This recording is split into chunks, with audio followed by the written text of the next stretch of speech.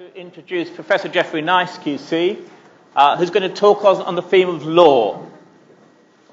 How many of the students who are still with us may think of practicing law in the United Kingdom? A few. I shan't be long, and probably within the 5 minutes allocated to me, because I don't have very much to say with the certainty that is appropriate. It's not that I didn't have very strong emotions or have had strong emotions since the 24th of June. It's just that with every passing day, the landscape changes, whether because of what politicians say or what the markets do.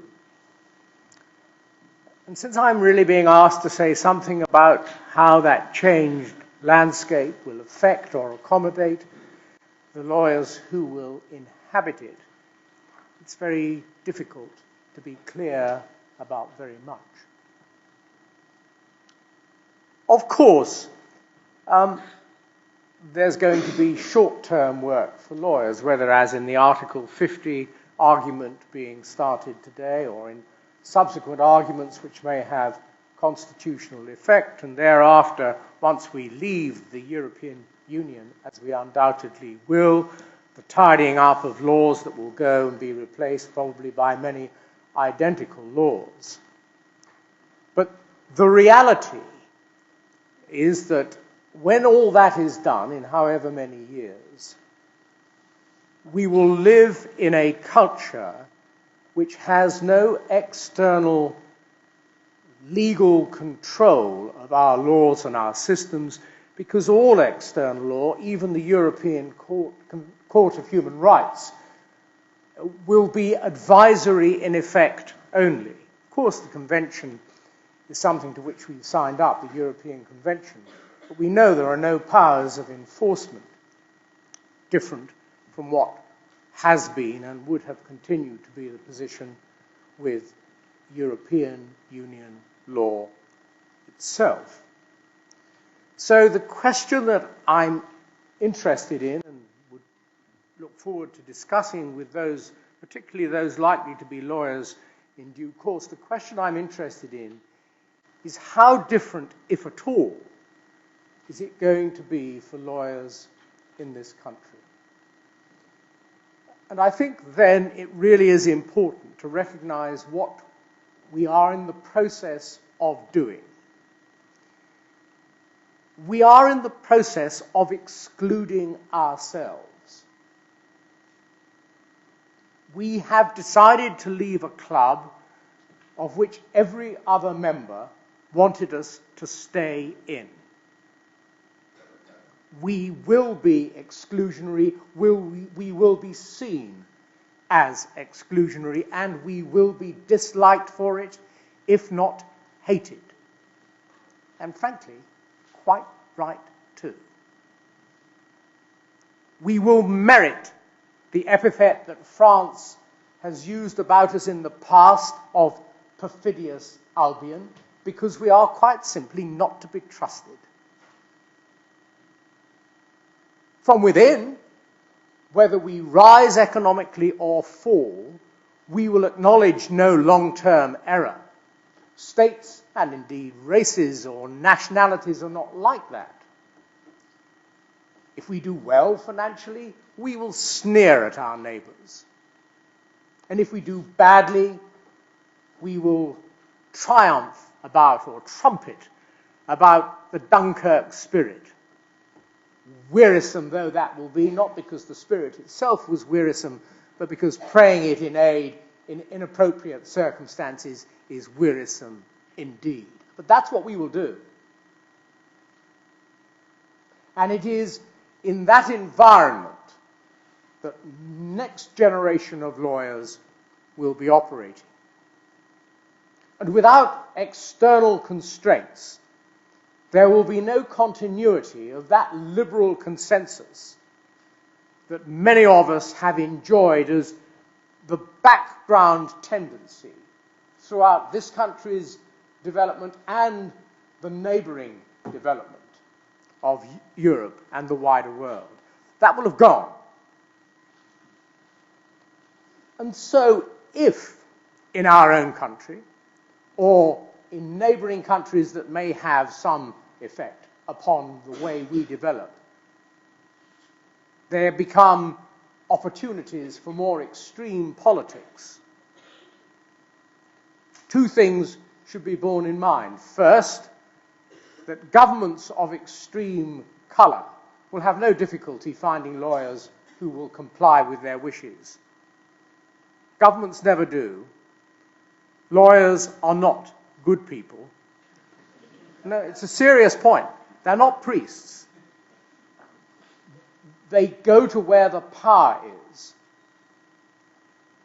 And without that liberal consensus that many of us thought was for the general public good, and possibly still do, it will be much easier, once we have finally removed ourselves from constraining influences, it will be much easier for us to bend to extreme positions and find lawyers to help in those enterprises.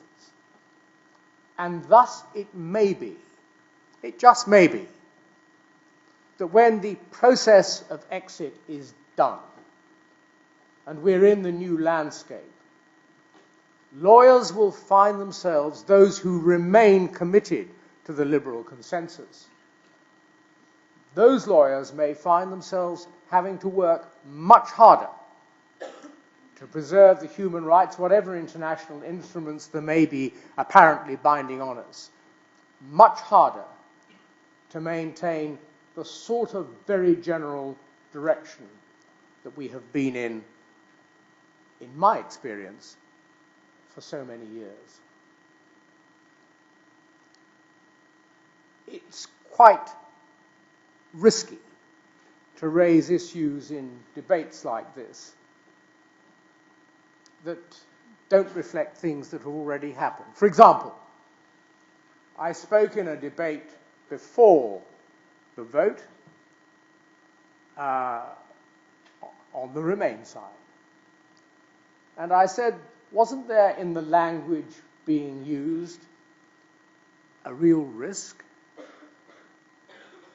I was upbraided, ticked off by the moderator, no less a person than Sir Richard Evans, famous historian. And a couple of days later, Joe Cox was killed. So if I say now, in the grand new landscape that we will inhabit, some of you will inhabit as practicing lawyers, what constraints might there be if the public at large was inclined to return to capital punishment? Am I taking a risk merely for voicing that possibility? Or am I identifying with a particular example one of the risks that you liberal-minded lawyers, if you are, will find yourself having to deal with in years to come? What was it really that for a lawyer and a person of the sort of persuasions I've revealed myself as having discovered from the referendum, and that we are now experiencing? It is that those people with whom I share this island were not, in fact, quite as I had thought them to be. The problem for the lawyer may be, well, can I use my lawyerly skills to persuade things to develop in such a way as to fit with my personal views? But that's not the democratic way, is it? Because if I'm right, and what we have discovered is that we are not composed in the way many of us had thought, then those who cleave to the same views we held before Brexit have a task to perform that is not the lawyerly one.